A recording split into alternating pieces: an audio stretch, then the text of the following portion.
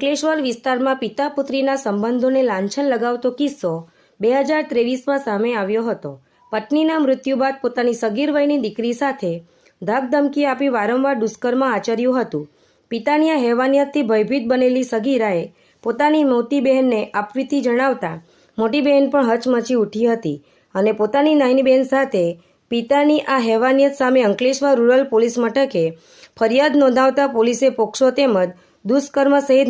ધમકીની કલમો આધારે ગુનો નોંધી નરાધમ પિતાની ધરપકડ કરી હતી। સમગ્ર મામલે પોલીસે તપાસ કરી કોર્ટમાં ચાર્જશીટ દાખલ કરી હતી, જે Ankleshwar additional district and sessions કોર્ટમાં ચાલી જતા નરાધમ પિતા નરહરી બાબુલાલ મોદી વિરુદ્ધ સરકાર રાહે સરકારી વકીલ પિયુષ રાજપૂત દ્વારા 38 જેટલા દસ્તાવેજી પુરાવા અને 19 જેટલા સાહેદોને તપાસ્યા હતા અને સમગ્ર મામલે સરકારી વકીલ પિયુષ રાજપૂતની ધારદાર દલીલો અને સાહેદોને દસ્તાવેજી પુરાવામાં રહેલા તથ્યોને પુરવાર કરતા અંતે અંકલેશ્વરના એડિશનલ ડિસ્ટ્રિક્ટ એન્ડ સેશન્સ જજ એસબી પાંડે સાહેબે સાહેદો, દસ્તાવેજી પુરાવા અને મૌખિક પુરાવા તેમજ દલીલોને ગ્રાહ્ય રાખી નરહરી મોદીને કસૂરવાર ઠેરવી પોક્સો હેઠળ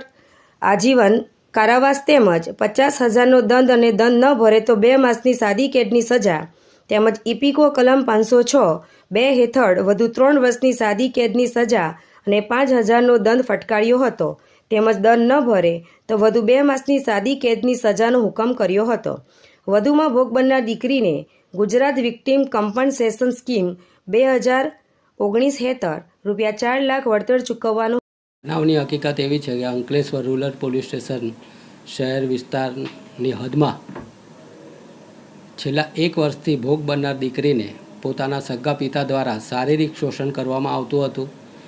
ભોગ બનનાર બાળકીથી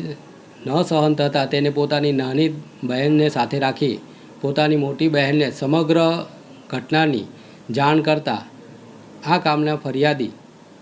અંકલેશ્વર રૂરલ પોલીસ સ્ટેશનમાં પોતાના સગા પિતા વિરુદ્ધ ફરિયાદ નોંધાવે છે। અંકલેશ્વર શહેર રૂરલ પોલીસ સ્ટેશન ફરિયાદીની ફરિયાદ રજીસ્ટર કરી અંકલેશ્વર રૂરલ પોસ્ટે ગુના રજિસ્ટર નંબર 0133/23 ઇપીકો કલમ 376(2) FN 376(3)